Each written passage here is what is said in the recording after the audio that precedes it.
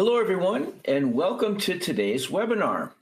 It's called Cut Collisions and Costs with Intelligent Fleet Safety Technology. It's presented by Netradyne. I'm Chris Brown. I'm Associate Publisher for Automotive Fleet. I'm going to be the moderator for today's event. You can ask questions. You know the drill. You can submit them through the question box, and we'll get to them after the presentation. If we don't get to them, we'll be sure to engage with you offline via email. I am pleased to introduce our first speaker here today, Adam Kahn. He's CBDO of Netradyne. I'm going to let Adam tell you what CBDO means. We also want to inform you of an ironic development. Our other speaker, Gary Shearing, he's safety coordinator for Charlie's Taxi in Hawaii. Ironically enough, is held up due to an accident on the highway. We're sure Gary's going to join when he can, but we're going to let Adam kick it off. So Adam, have at it. First, tell us what CBDO means. That's great. Hey, thanks for having me on the call today. So I want to do a quick audio check because I just saw a question that came through that said no audio. And if we could have just some confirmation that we are speaking, I'm going to continue like we are, like we do have audio here. But Chris, so CBDO is short for Chief Business Development Officer. Yeah. Netradyne is, we're coming up on our 10-year anniversary at Netradyne, which I've been here 9 years and 11 months. So, you know, like with any young company, you tend to do every job. You know, it's roll up your sleeves. And so we have a great team here at Netradyne. And we are super, super fortunate that we have some great customers like Charlie's Taxi.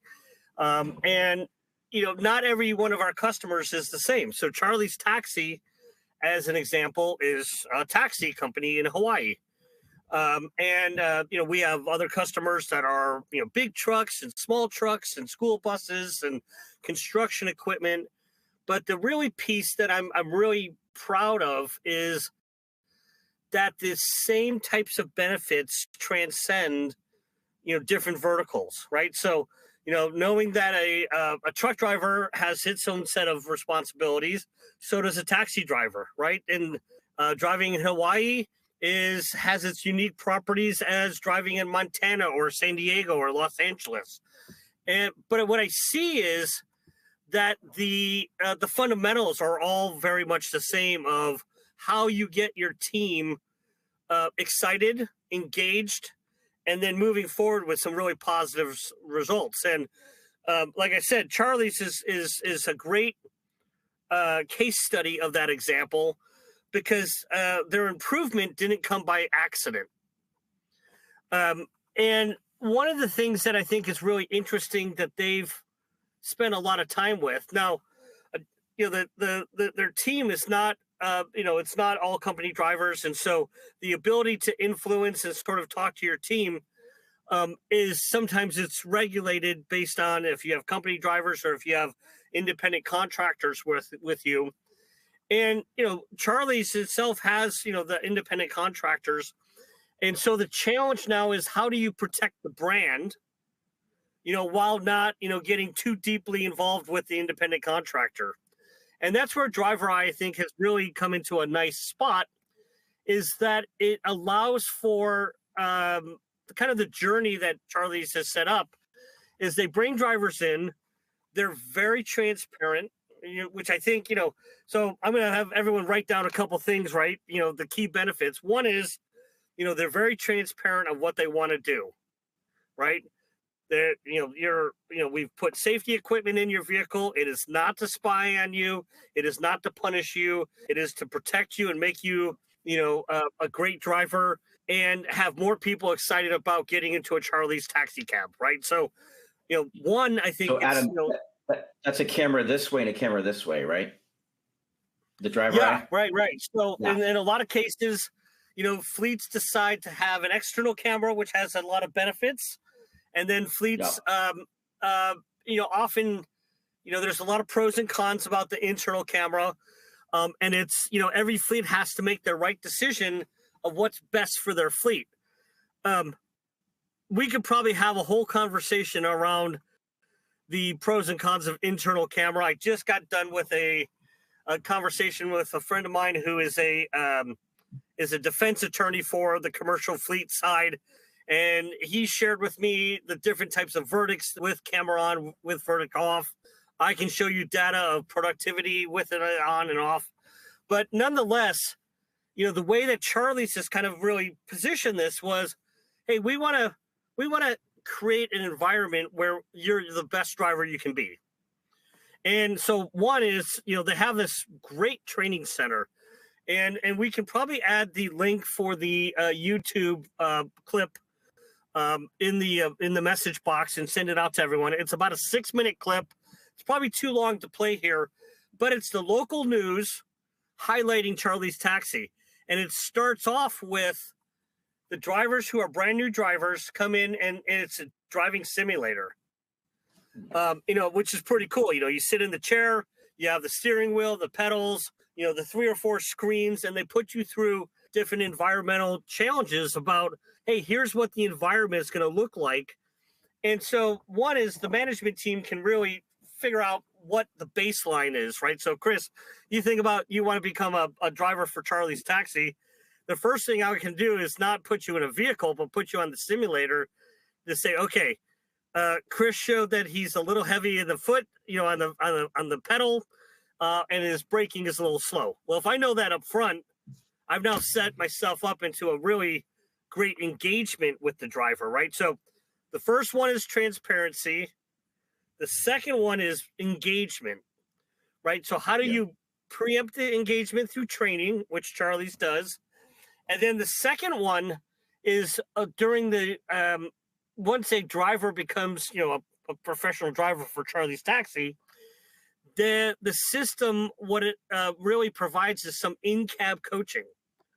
So This is a nuance. If you don't have company drivers, how do you now influence your drivers?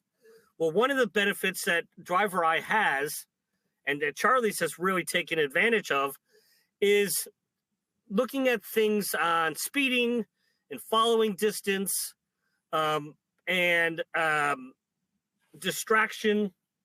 And in fact, there's a great case study that we pulled together with Charlie's. And when they talk about their following distance, the following distance changed something like 30 or 40% in a very, very short period of time. Their actual average following distance, and I just looked at the stats for the account, is right around 3.8 to 4 seconds. That's a big cushion, right? So if you really think about, if you get in your car and you try to drive, 3 or 4 seconds, I would tell you that people are probably going to dart in front of you quite often, right? But that's their average. So here's drivers that have been trained, positively engaged, and then the results really follow that. The drivers are like, yeah, this is what I'm supposed to do when I drive this vehicle. So 3.8 seconds of an average following distance is really incredible. And I think it's all because of that engagement and that transparency up front. Yeah, I mean, which is incredible for taxis, right? I mean, because taxis, I mean, it's an urgent operation for sure. So there was maybe a trial period. Driver Eye was installed. Metrics were gained. Metrics were shared with each individual driver. Conversations were had with each individual driver, and we see the benefits of it, I guess. I don't know, maybe you have a little bit more information on how that kind of played out. Yeah, so there's 2 markers that fleets usually, with Driver Eye customers. There's 2 markers that I think are really good for measurement and engagement. That's what we call the GreenZone score. And the GreenZone score is an aggregate of the entire driving day. So if I go back 5, 7, 8, 10 years in I call it the video safety space, and safety managers trying to reduce accidents and reduce risk, most safety scores only focused on the negative actions of the driver. Yeah. And most safety managers would now have a conversation. Chris, I need to talk to you for a couple minutes. Well, if the only time I ever talk to you is when you did something wrong, how excited are you to talk to me? Probably zero, right? But the way that we constructed what we call the GreenZone score, and is purposely named the GreenZone score because it leans into and it looks at all the things that the driver is doing right from a confirmed state. How many minutes were you driving at 4 seconds following distance? How many stop signs did you come to a complete stop? How many minutes of driving did you have in consecutive of not speeding or traveling under speed, right? So being a great ambassador to the road. So all those get built into the GreenZone score. So good driving causes the score to go up. Risky events cause the driver to score to go down. Now, what's interesting for Charlie's is they use that as a measurement for two things. They use it as a KPI. They have a set goal, and every month they track how many drivers hit that goal. Right, that's their success criteria. Right, so I was looking at the case study when they first started looking at that score. They had 40, 45 drivers that hit the score. A couple months later, that number doubled. Right, it doubled. Yeah.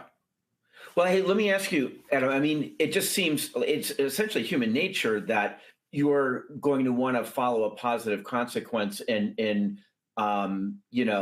change your habits based on positive feedback, right? And to your point, in general, in the ether, as it relates to telematics and everything, it is kind of like okay, come into my office, let's have that conversation, and you did this, but that positivity is probably a triple motivator to actually increase your score. And I suppose that Charlie's is a good example of that, as you're saying from the data, what the data shows. Yeah, it's really cool.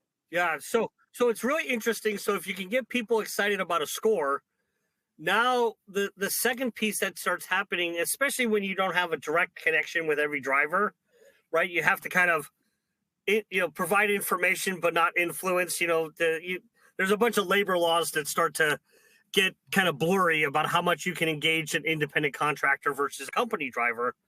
But nonetheless, having the information to share and having that driver be able to consume in a positive way, Chris, you're right on. I mean, the ability to capture somebody's attention and have them retain that moment is much more resilient when it's a positive conversation than a negative. Hey, Gary, how are you? We knew that you were navigating the streets, and we just started talking about we just started talking about the training center and kind of the engagement and the transparency that your team has. And I was looking at the case study, and we were just talking about how you might use the GreenZone score as a marker. So what I pulled away from the case study is two things. One is it's a great measurement to see how many drivers are hitting that mark and not, right? So it's a great KPI to say, hey, this month we're at 50, 70, 80, so on. And the other measurement, and I just looked, and I'm very curious about the incentive program. In the case study, it reads that drivers that are over 950, and that's a great score, qualify for a incentive program. And I am a little bit on the edge of my seat because I think there might be 7 drivers in September that qualify. And hopefully it's not an all-paid trip to Hawaii, because that doesn't seem as like a big of incentive, when you live in Hawaii. But hopefully it's something really juicy. Oh yeah, well, we've got some financial things for them, right? We're paying cash, and that seems to be a motivator for a lot of people for a lot of things. So yep, we're paying cash for that. We have monthly winners, and then we have quarterly winners. I just finished the last quarterly report. Kind of looks something like this right here, which has all the people who qualified on it, what their scores were. We have to keep it under a certain number of alerts for hard braking or hard turns, stoplight infractions, stop sign infractions, stuff like that. So we count up how many they have. They got to be under a certain number. No at-fault accidents. That's got to be a qualifier also. They have to have spent so many minutes on the road. In other words, you don't get it for, you only spent 20 minutes on the road and that's it. You qualify. You have to be so many minutes on the road. And your driver's score has to be up above a certain level. For safest driver, I think it's the 950.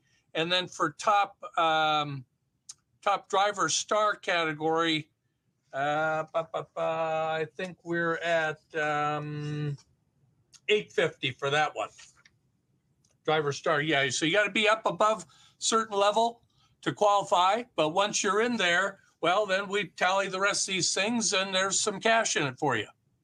Yeah, so let me talk about the GreenZone score for a second here. So it's made up of 6 different elements, right? So it surely looks at the what every safety system looks at. So risky driving, what we call severe driving might be you're in an intersection and the red light is red and you go through the intersection, right? That's not what you want, but sometimes it happens. Yep. But what we don't do is we don't track just the number of errors in that case. What we do is actually look at, for every driver, we say, well, hold on a second. You went through 1,000 intersections this month. 999, you did great. 1, you did, you had a problem at. So it actually looks at the total amount of work that, just the one moment that you might have been pressured to hit a deadline. Yeah. The second piece that it does, it looks at average following distance, which, your numbers are off the chart, Gary. You're in the 3.7, 3.8. Your following distance is really, really good. So that means the drivers are very mindful. But then it looks at 2 other things, which I think is really interesting. One, it looks at the total amount of time that you've done everything right. Right. So that's a very unique factor that says you might be, on duty for 6 to 8 hours. Historic systems might showcase 1 or 2 minutes where, like, the situation's got a little dicey and you had to do something that's maybe a little too risky. But the legacy systems don't take credit for that other 6 hours and 58 minutes. So that's where I think the GreenZone score allows for the driver to have a positive engagement, because if the driver knows their score is a little low, they know exactly what to do to make the score go up. They just drive a little softer. They reset their day and they lock into the great training they have. The other piece that I think is really interesting, and this, I think, if you harness this the right way, it has its own ability to motivate drivers, and it's something we call driver stars. So driver stars, and Gary, I'd be very interested in how much you look at these. So there's 2 types of driver stars. There's the driving situational driver stars. So you're in the right-hand lane, you got good speed, you have good following distance, and all of a sudden, car comes from the left, sweeps in front of your car to hit that exit ramp on the highway, and now your following distance is all jacked up, and risk has been put onto you. Yeah. What the driving element of driver stars really does, it says, what did you do next? Right? Mm-hmm. So in the case where somebody cuts you off, what the system is looking for, did you create space?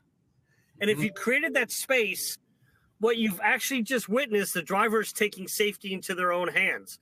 They don't need to go sit down with Gary, go through another training session. It's embedded safety, right? It's embedded into their DNA. The other piece that I think is really interesting, and I looked at, so in the month of September, your team had 850 plus driver stars, right? For just the island that you participate on.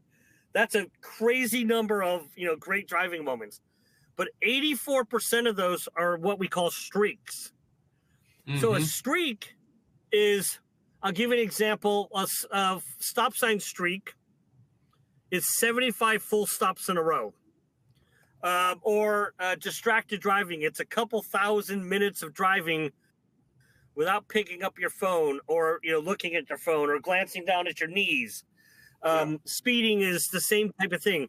So it's kind of like that master class, right? So they say 10,000 hours, you become an expert in anything. I still don't think if I practice basketball for 10,000 hours, I'll ever be able to dunk, but I'll be able to dribble a little bit better. But in these cases, what happens is you change the driver's behavior based on incentive or based on positive reinforcement. Hey, you went the whole month without speeding. You went the whole month of driving without your phone in your hand. Why would you go back? Right. Right. So, it becomes a habit like now. I said, 84% of your alerts, your team's alerts in the month of September were driver star streaks. So, I always look at that as a good KPI. And then another KPI that I always look at is the number of severe alerts per driver star. I see. Right. So how often do you do something, really good versus something that, maybe you're going to have a conversation, and your number decreased about 50% over the last year, 50% improvement in the frequency of driver stars over severe alerts. So you kind of have this look, right? Severe is going down because the drivers are, have transparency, and they're engaged, and they're incentivized. So I think those three are really, really important. Terry, I'll let you kind of talk to those a little bit more. Sure. Well, I don't think there'd be any surprise in the thinking that keeping these things in front of the drivers and keeping it top of mind plays a role in the driver's, safety record. Yes, we've got cameras in the cars, and that does a lot of things for us. But if the drivers don't get any feedback or response during the times that they're driving, they may think, well, nobody's looking anyhow, so does it really matter? So having these things in front of them, our communication with the drivers and the things that we talk about and how we address certain elements of driving, I think plays a big role in the drivers being out there and having safety be top of mind. So the rewards program works. I communicate with the drivers regularly. When I see alerts, and of course my role, I'm monitoring these alerts as they come in, basically. Not every single one, but quite a few of them. There are times where I see hard braking alerts, and I see that the driver actually took evasive action to prevent a collision. Well, I convert those from alerts to a driver star. That guy did something great and was able to avoid an accident from some other driver who was driving unsafe. But, he kept his passengers safe and he avoided a collision. And okay, we give him credit for that. And so I also recognize the top drivers every month, right? We make sure that I'm communicating via text with these drivers. And we congratulate them. You're the first place, in this category, or number of driver stars, and so, the congratulatory or positive recognition, I think, reinforces those driving habits. And then on the other side of that, I'm speaking with the ones who have the lowest scores or the highest amount of alerts. We're talking with those too. All you got to do is just, the camera picks up. If you just stop at that stop sign for a split second, you get credit for the stop, right? Just take the extra split second to come to a full stop instead of a rolling stop, and that, not only does it keep your score high, but I also talk about keeping the insurance rates low, for Charlie's Taxi and for the drivers. These little things, these little reminders that we do on a regular basis, I think helps to keep safe driving top of mind for the drivers. And if there was any one thing that I would say helps that cause, it is regular communication with the drivers. They know that we're watching. They know that, they're responsible for their own driving and to follow the practices of safe driving. So I would say that's the number one thing that helps our cause. Yeah, no, having an ability to engage the driver in a very transparent way, right? So, Mhm. you're doing this great, you're doing, let's work on this together. This is where you're missing the mark, or here's where you're hitting it. I think is, and it I don't think it has to be a full time job, right? Because there are moments where you can kind of manage the edges to say, and when I say manage the edges, it's make sure that you recognize the best drivers in your fleet. Because I Mhm. got a secret for everyone. Envy is a powerful tool to incentivize performance. Sure And what is. I Yeah. mean by that is you might have, and I'm gonna borrow from another fleet. What they'll do is they have 100 drivers in the district. It's a fleet out of southern out of Miami area. Hmm. And what they'll do is they'll post the 1 to 100 ranking of the drivers, by the GreenZone score. The top 10 drivers, they have their names clear and present. Adam, Chris, Gary, Kristen. Mhm. 11 through 100 is all blurred out, right? So Yeah. they purposely don't use shame, right? So shame's not Yeah. a bad power tool, but it's not the most. You gotta be able to sleep at night if you use shame as your motivator. Yeah. But what it says is you bring those 10 up on stage, hat, patch, subway, cash. It doesn't have to cost a lot because envy Right. is a great tool. And two things happen. And Gary, maybe there's more things, but one is someone sits in that audience and says, I've driven in the car with Adam before. He's not that good. So he must be doing something, that I got to learn about. Right. So I'm going to go engage Adam. Well, there's a win for you, Gary, because that means you have peer-to-peer coaching.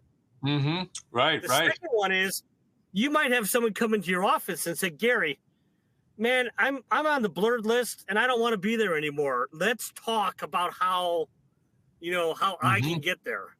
Mhm. Great. That just checked the box that you have a driver that's engaged into Yeah. what you want to do. So I think the carrot and the stick, it's an age old statement, but I think envy is such a great tool in this space because if everyone's being measured fairly Mhm. and everyone's being tracked on the same system, and if a driver drives 10 hours, another drives 3 hours, the system kind of accounts for that, then it becomes a very useful tool to be able to draw upon the emotional output of your team. Mhm. Yeah, that's a good point. And the Netradyne system is a great tool to use for that because it does track everything. If a driver's interested in getting up higher on the list or in that non-blurred out segment, well, we could go right to the Netradyne system and say, let's look at the things that are holding or keeping you off the list, right? We can make some adjustments here, full stops. You see that yellow light off in the distance at the stoplight. Coming to a stop and or slowing down and then stopping at that light instead of trying to speed up and get through it. And then it's red, and whoop, you're flagged for going through a stoplight. So these are the little driving, techniques or habits that the drivers are, they have to kind of adjust themselves. And with a couple little tips, that can help to bring their scores up. Now, all of a sudden, they're back up in that list again, the non-blurred list, the ones that are given recognition or praise or cash monetary benefits, they can get themselves up there. And using that Netradyne, the system, and bringing the drivers in and going over that information with them is a great way to do that. Now, Charlie's has also made a really significant investment in the Barrage simulator. Now, that's being used on a pretty regular basis where we can bring drivers in and have them get on the simulator and go through real life scenarios, right? They're driving downtown, their car pulls out, what do they do? All these little scenarios that play out that help the driver to learn how to deal with real life situations that present themselves out on the road. So, I mean, they made a big, commitment to that and a significant investment in that. And that's part of our training with the drivers. When we bring them into the training center, we can pull up on a big screen the various alerts that maybe we have to talk about. We can also get on the simulator, go through some real life scenarios. And this sends a message to drivers that, the company really takes this seriously and that they shoulder some of the responsibility in, safe driving out there. So I think I credit that to the government, to Dale and Charlie's Taxi, and not only the Netradyne system, but that simulator really adds to the safety factor for them. Yeah, no, I think it's I love that because you can start the conversation. I use the term compliment sandwich, and I didn't like the example that someone gave to me on it, but I mean, I'm looking at just the stats. A compliment sandwich is you start with something really good, then you work on something, and then you finish something with really good, right? So you bookmark it with good things. Now, the problem is if you don't have good things to talk about, now you just become an ogre, right? So, and that's no fun. Right, right. I'm going to borrow from my friend Shrek on, in the movies. But the nice piece is that, a lot of your compliance scores and the speeding, it's 99% compliance speeding, 99%, traffic, great following distance, good distracted driving, or not good distracted driving, but driving while not distracted. Right. So all those really lay into, let's talk here for a second, Chris. Sure. What do you want to talk about? Well, let me show you, your KPIs are great. You have this great driving moment that you made this great driving maneuver, but your stop signs are a little bit lacking, right? And so we can either talk about it, or to your point, Gary, I can now enroll you into stop sign school, come by, Friday afternoon. I'll load up the simulator. I'll give you kind of reinforcement. So it's not telling, it's coaching, right? So that's right. Telling somebody and coaching somebody, people like to be coached. They don't like to be told. Right. So, and then at the end, hey, your score is, great, compared to your peers, or, you've hit the mark, or you're eligible for, some number at the end of the day.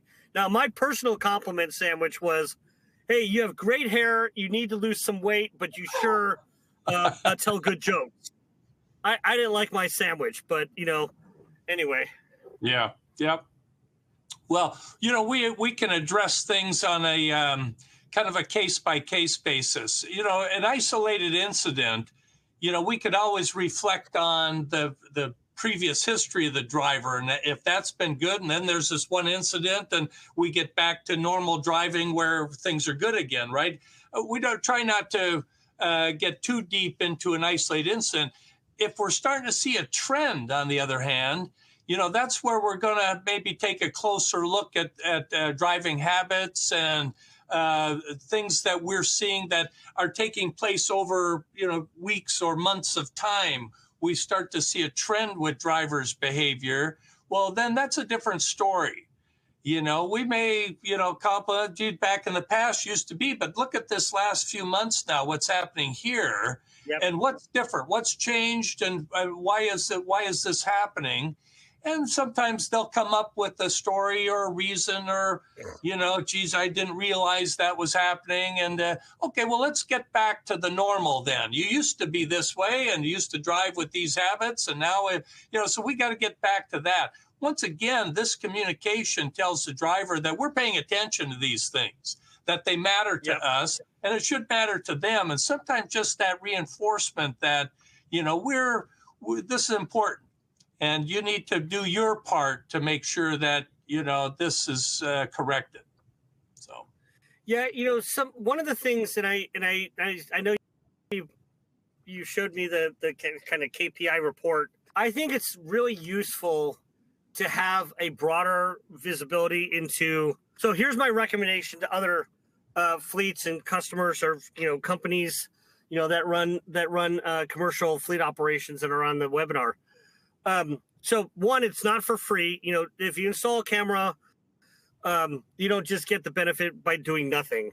The other piece that I think is very useful is, although it might seem scary, and I'm going to tell you that it's not, look for the system that actually shows you the complete driving experience. Because from a manager standpoint, and what you just talked about, trends kind of triggered a thought in my head, was when you start looking at trends and you have full context of that trend, you can quickly decide, is this an individual problem or a systematic problem, right? Mm-hmm. So an individual problem, I can pull Adam in and we can have a very one-on-one conversation.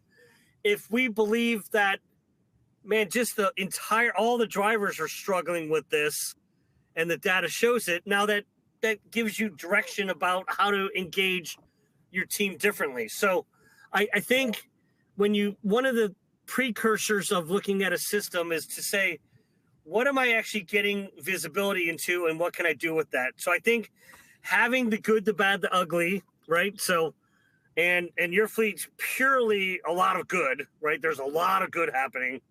But that's still good because like, if you have a lot of good and then you just have a little bit of good, you're like, what just happened? So like trends can be developed either by like negative stuff happening or just less good. But equally, it sounds like you have your pulse on it. I'm curious, and Chris, we're going to kind of step into some of the Q&A portion here. But I'm curious, we got a Gary, few questions, but go ahead. Yeah, when you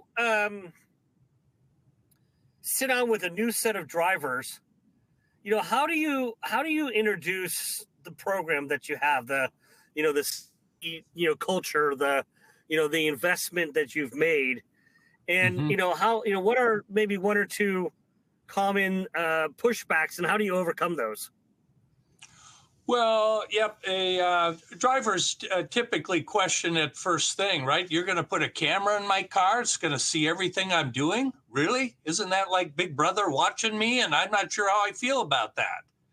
Okay, so that's a real question that people are having, right? Once it's explained that this is really for your benefit.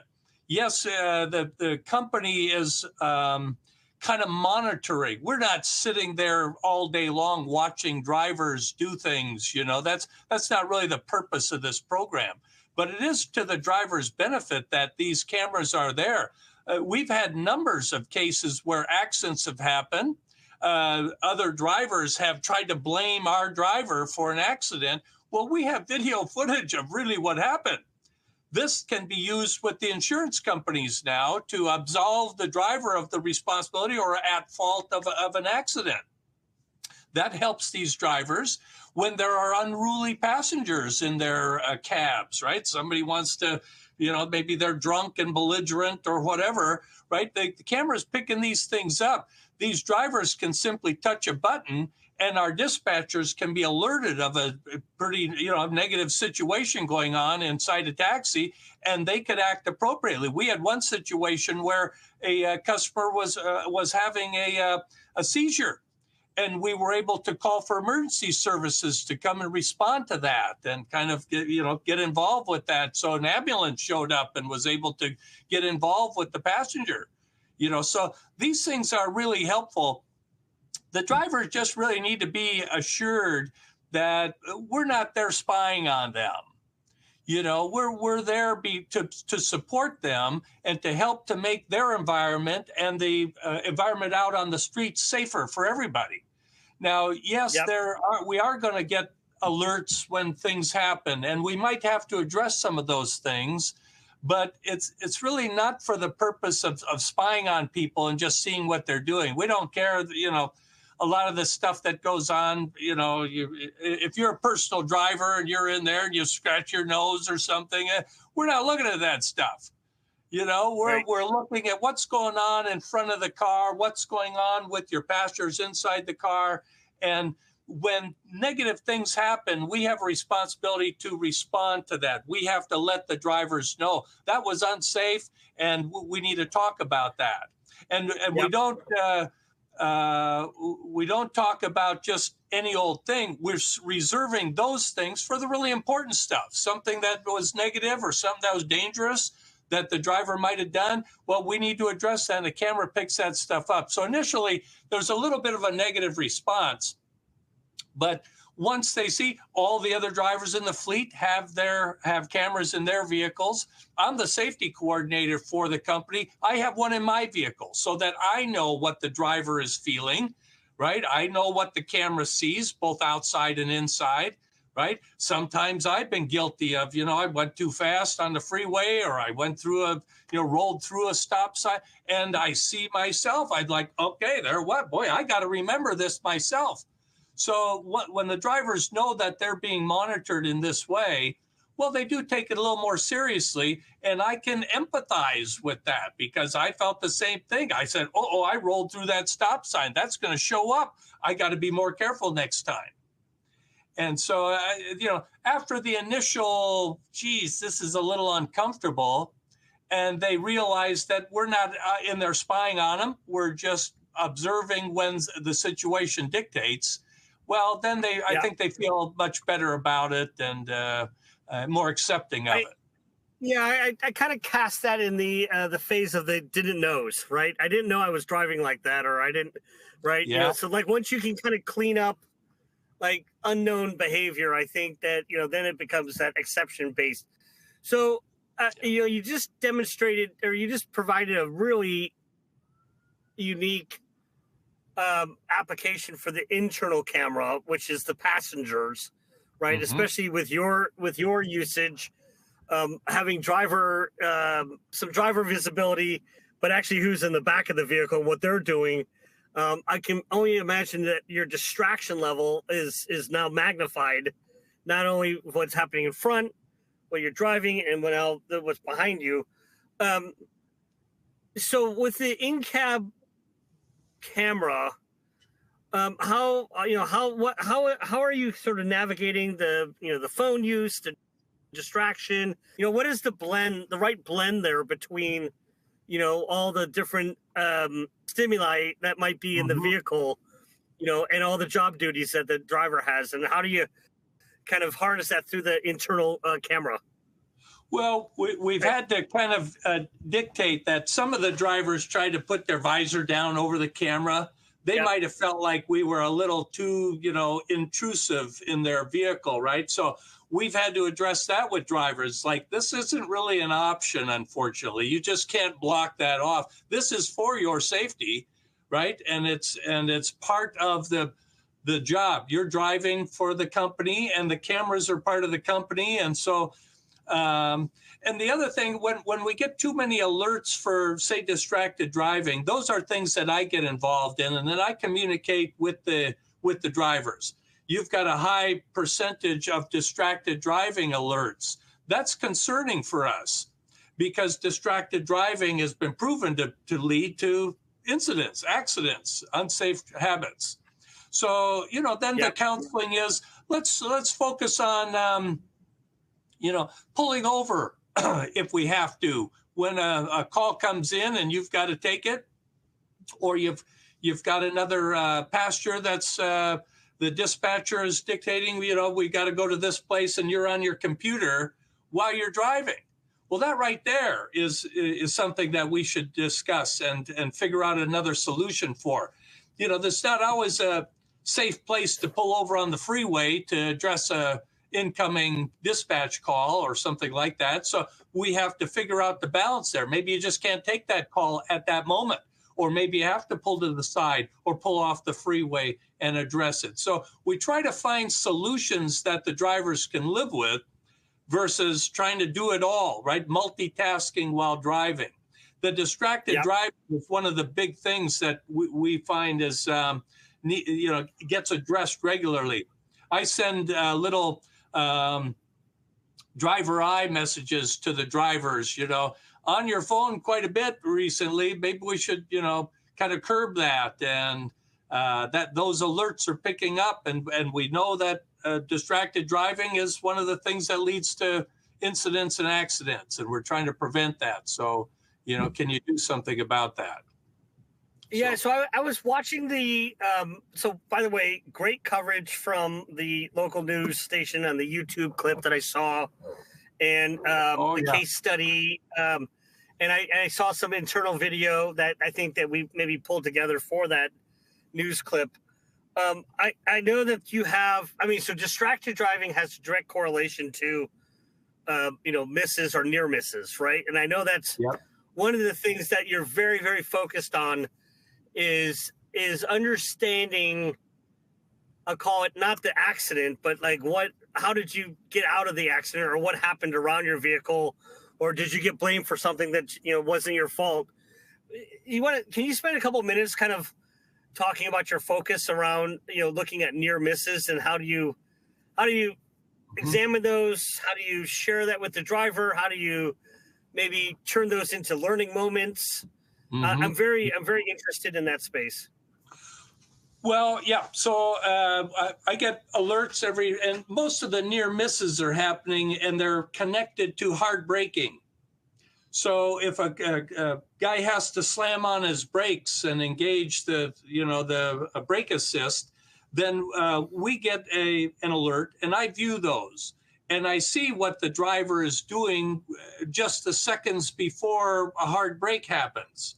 They're pulling out of a driveway, and they look one way and start to go, and all of a sudden a car comes from the right side, and they got a hard brake before there's a collision, things like that.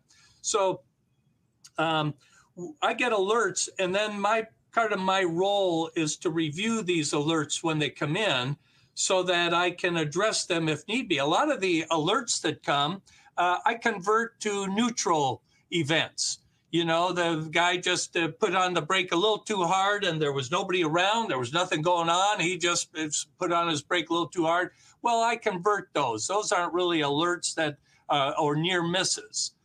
So the ones that are real, legitimate near misses, I track those and I log those. And we're fortunate enough, we've got one of the professors down at the university that I send a report to every month who tracks the we'll call it more dangerous areas on the roads in our community. So I send him the list of the near misses that were real, legitimate near misses, a near accident, or in some cases there was an accident or collision. Those go on there also. And he's able to, through an algorithm or whatever formula they use, to figure out where are the hot spots out on the road in our community. And that's something that we kind of track and follow and, make sure our drivers are aware of also. Some places, we've got one that I'll give you an example of that was a hotel that we frequent often to pick up clients from, has a side driveway. There's no stop sign there. So the driver, everybody just kind of goes up, and most of the people stop, but some people don't. There's no stop sign. And there have been several accidents at that stop sign, and quite a few near misses. So we had to get on the email and email our director of traffic and safety for the city and county here and the state and figure out whose road is that and who controls that. How can we get a stop sign at that location? This is just little bits of information that we, kind of use to try to help make some of the roads safer in our community.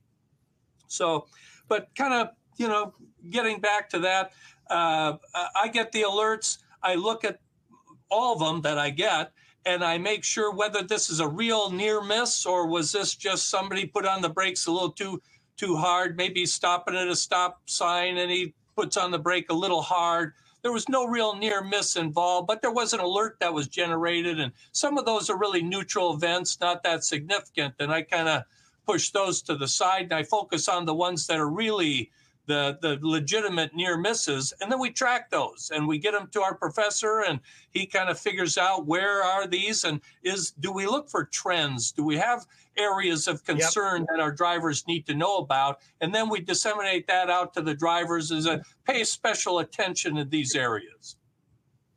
Yeah, so that's I just want to take a sidestep for a second and just explain to the audience when you talk about neutral events or changing the dynamics of an alert. So one of the roles that Netradyne has is we provide you the science, right? We can know when a sensor is activated. We know when an object's getting bigger or smaller. You're getting closer, farther away. That's the science. And so, based on the technology, we can say, hey, that's a stop sign. And, you have plus or minus X feet to perform a stop until, something happens. What Gary is talking about is that there's actually an option, which I really think is a great accelerant of engagement, right? So to be able to sit down with a driver and say, let's review a video, to hear their side of the story, the context, right? So, I can watch a video and I can kind of decide this is what happened. But now if I can hear the driver's side of the story, there's options that you have to convert that alert from, let's just agree to disagree. Let's agree to keep it on record, but not have it count against your score. Or earlier in the conversation, Gary, you had said, hey, it's a near miss and the maneuver you made was spectacular. I want to recognize that and reward that so you can convert it to a driver star. So I think that is another element that when you're thinking about trying to drive superior results, you have to have a little bit of flexibility in the program to work with your drivers, or just versus telling them how the program is gonna and you don't have to be yield every time or have the heavy hand, but it's a great option. I find that the number one reason that drivers leave an organization is they get into an argument and you've went past the reasonable point of everyone kind of reconciling, right? You've gone past the threshold, and I think what this does is allows for time out a second before you get too heated up. Let's agree to disagree. We'll neutralize it. We won't count it. We'll watch it. If it happens again, we'll have another conversation. But you have allowed people to exit those conversations gracefully. So I'm just very encouraged by your use of that option to create engagement with the drivers. And again, we talked earlier, Gary, before you got to join us, I said transparency, I think, is really important. Engagement, and having a very active engagement, lean into the positive and not just the negative. I think those are all three great catalysts of why you're having great results. It's not free. You have to work the program, but I think when you have those strong fundamentals or those tenets, things tend to get easier to kind of figure out where you want to spend the time to get a little bit better each day. Mm-hmm. I want to kind of mention one thing that, this is a business, and as a company, having the cameras in the vehicles also has assisted us in eliminating some people that have had fairly bad driving habits and people that we may not want in our fleet of drivers, right? I mean, everything would be great and rosy if everybody was a great driver, but we've been able to find out there are a couple of people that have been employed that should not have been behind the wheel, frankly. Yeah. And that's another side of this, right? You get to see, right? Because the driver can always have their version of a story, but when there's video evidence of really what's going on, and again, an isolated incident is one thing, but when we see a trend week after week after week after week going on, hey, this driver, we better bring this driver in and get him on the simulator. And if this continues, we may have to deselect that driver as a driver because he's, a risk. And it's just a matter of time before there's going to be a serious incident. And the company may have to make a decision that this isn't the type of driver we want on our staff. So that's another. There's always jobs for those types of drivers. Maybe it's in your company, maybe it's with another company, but that's kind of what happens. Yeah. So let me jump in, or Adam, or go ahead Chris. And finish your thought because we're almost at time. And you guys have done a really great job on basically answered. There's like 7 questions here, and somehow you guys basically answered them. But if we can, let me just make one really quick statement. That case study, you're going to send that to the participants. So that is going to come out to the participants. I think the two things that we'll include, Chris, is the case study and the link to the YouTube video. I think those are great snippets of one. It sort of highlights the driver eye application, and then I love storytelling. When someone tells your story, through audio visual, it's a great share. Yeah.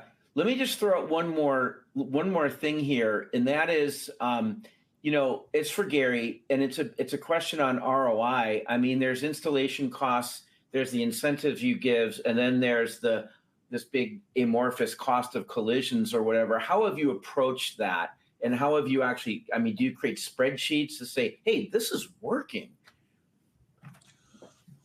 Well, yeah, I mean, the reports that we get from Netradyne are very helpful, right?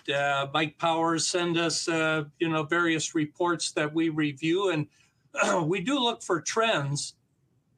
We've been able to absolve several drivers of at fault, responsibility for accidents, which helps to keep their insurance rates down. Yeah.